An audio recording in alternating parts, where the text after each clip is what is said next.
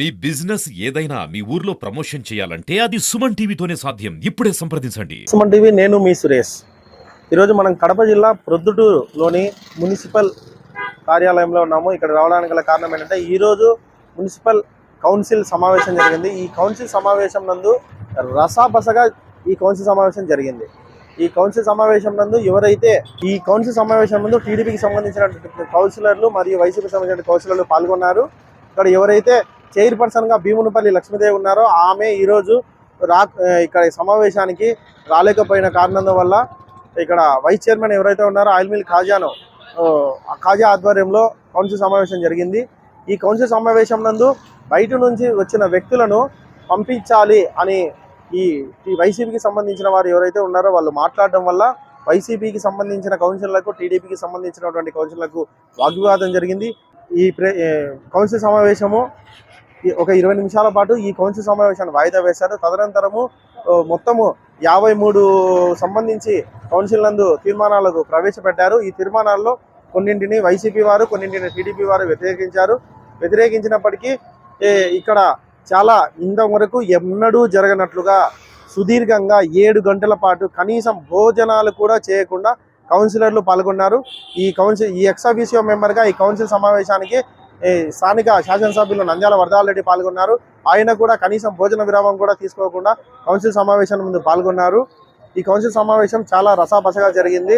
ఇక్కడ ఏదైతే కౌన్సిలర్లు ప్రొద్దుటూరులో ఉన్నటువంటి కొన్ని టౌన్ ప్లానింగ్ విషయాలు అయితే ఏమి కానీ, తర్వాత దోమల పైన చర్చ మరియు కాలువల పూడిక, వీటికి సంబంధించి ముఖ్యంగా చర్చకు వచ్చాయి.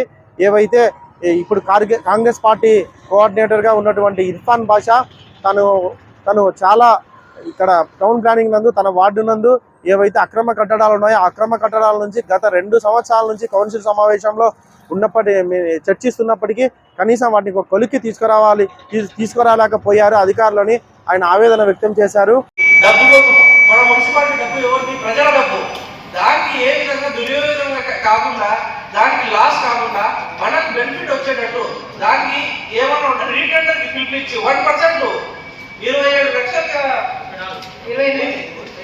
లక్షలు వరకు ఉంటే దానికి 1% పెట్టి 27 లక్షలు ఇస్తారు. 1 లక్ష రూపాయలు ఇది కాకుండా మనం దానికి మన బెనిఫిట్ కోసం నెక్స్ట్ మళ్ళీ రీటెండర్కి పిలిస్తే దానికి 5% వస్తుందో, 4% వస్తుందో, 10% వస్తుందో ఎవరికి తెలుసు. ఏమన్నా వస్తే అది మనకు బెనిఫిట్ అవుతుంది కదా. అందులో వర్క్ కంప్లీట్ అయిపోయింది, ఇంకా మనకు మంచిదే కదా. ఇంకా డెవలప్మెంట్ అంటారు మొత్తం 10 నుంచి డెవలప్మెంట్ జరగడం లేదని ఏం చెప్తారు మీరు? 5 లక్షలకు అంటే సరేలే, బంగారెడ్డి ప్రజాప్రతినిధులుగా మీరు చెప్పిన దానికే ప్రజలు ఎక్కువ ఇస్తారు. కాబట్టి ఇప్పుడు ప్రజలు తెలుసుకోవాలే కాదు, ఇక్కడ ఏం జరుగుతుంది అనేది తెలుసుకునే విజ్ఞానం మాట్లాడే ప్రజలకి ఎక్కువ. సెప్టెంబర్, అక్టోబర్ కరెక్ట్ డేట్ గుర్తులేదు.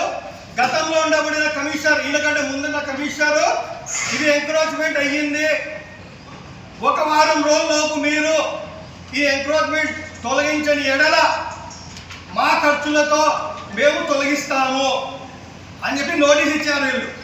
ఆ కమిషనర్ అంటే వీళ్ళు సర్వే చేయండి, అది ఎంక్రోచ్మెంట్ లేనిది మీరు డెమాలిషన్ నోటీస్ ఇస్తారా? Point number 1. పాయింట్ నెంబర్ 2, ఇప్పుడు ఈ కమిషనర్ గారు వచ్చి ఎంక్రోచ్మెంట్ లేదని చెప్తారు. దీంట్లో నాకు తెలియాల్సింది ఒకటే, ఆ కమిషనర్ కరెక్టా, ఈ కమిషనర్ కరెక్టా? Very simple. ఏదో గట్టిగా మాట్లాడేట్టు కాదు. నేను మాట్లాడతా, నేను ప్రజాప్రతినిధి, ప్రజలు ఎన్నుకున్నారు, ఐఎమ్ రెస్పాన్సిబుల్ సిటిజన్. మీరు ఈరోజు ఇక్కడ ఉంటారు, నేను చచ్చినాకైతే ఊర్లో ఉండాలా మీరు అనుకుంటారేమో. నాకున్న తాపత్రయం మీకు లేకపోవచ్చు. మొత్తానికి 7 గంటల సుదీర్ఘ విరామం తర్వాత ఈ కౌన్సిల్ సమావేశం జరిగింది.